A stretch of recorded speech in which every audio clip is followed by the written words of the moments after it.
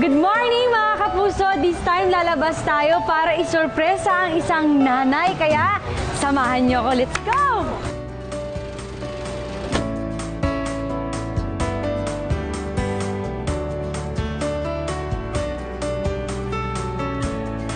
Hi, Mami Aileen! Hi, Mami Aileen! Mami Aileen! Bakit? Bakit ka umiiyak? Mami Aileen! Mami Aileen! Nakarating sa akin yung kwento mo. Bakit ka umiiyak?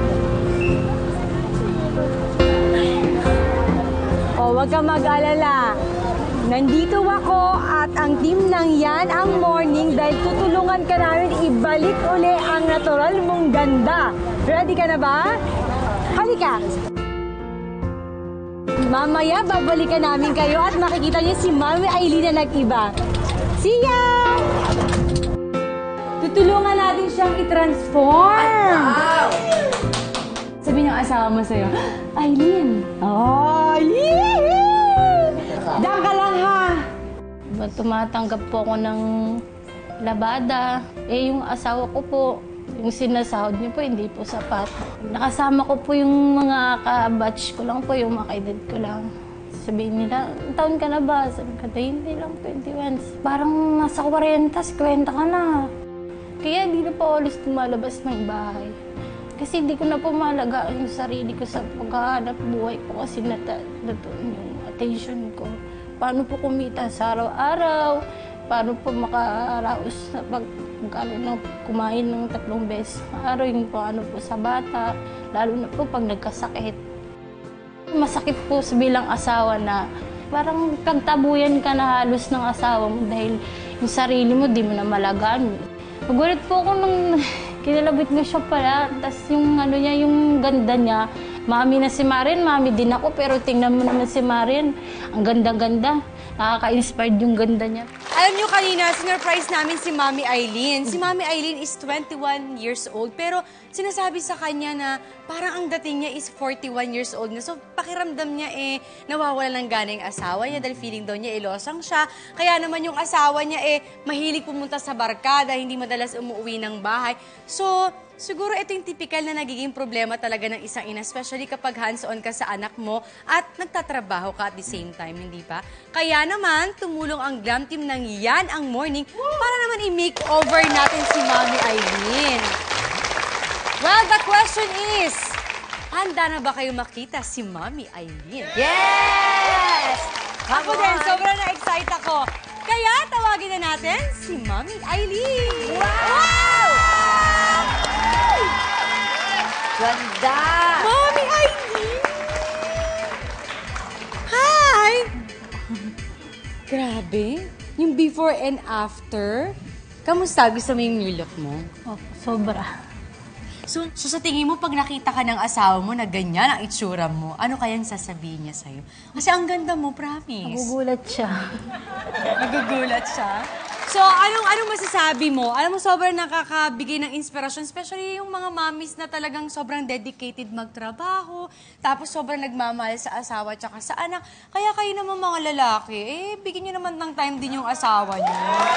Hindi ba? Siyempre, minsan, nagkakaroon ng ganitong pagkakataon. Ako, to be honest, nung nagkaanak din ako, minsan parang feeling ko, ay, bakit ganito tutumingin ako sa mirror? Parang feeling ko hindi ako nakakapag-ayos. Kasi talagang makikita mo yung babae na dedicated kapag napapabayaan yung sarili. Pero syempre, hindi pa rin yan ang dahilan para hindi mo mahalin ang sarili mo. Diba?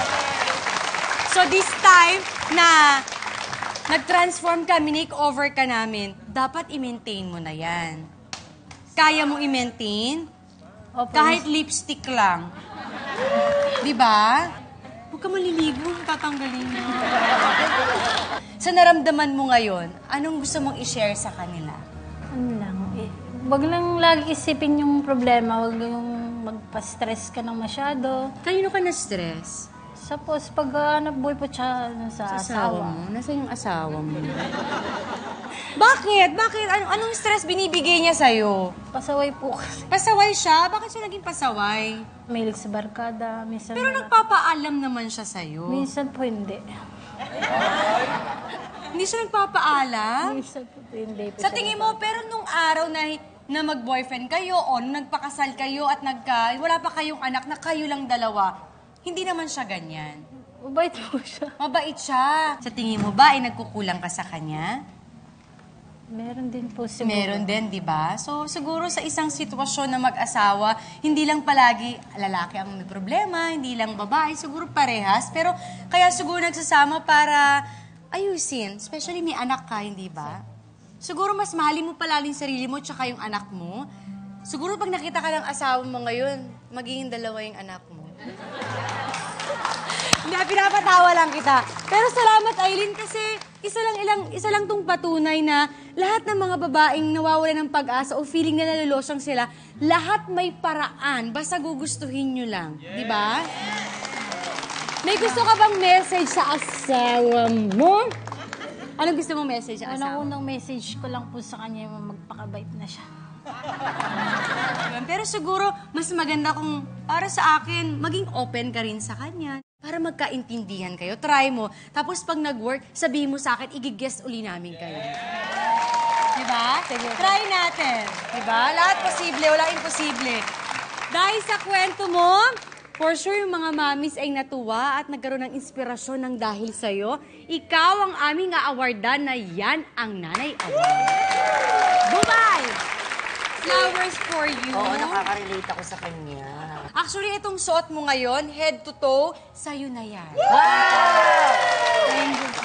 Ay, open mo yan para sa'yo. Ano yan? Pakita natin sa kanila. Wow. Siyempre, binilan ng yan ang morning si Aileen ng damit. Taray. At hindi pa yon. Ito bigay ko sa kanya. Hindi naman pwede puro forma lang. Kailangan mabango ka. Kaya binigyan ko siya ng inner beauty. Maraming At salamat. hindi lang yan. Makakatanggol pa rin ng trophy, of course. Ang lalim, trophy pala. Trophy, may hugot.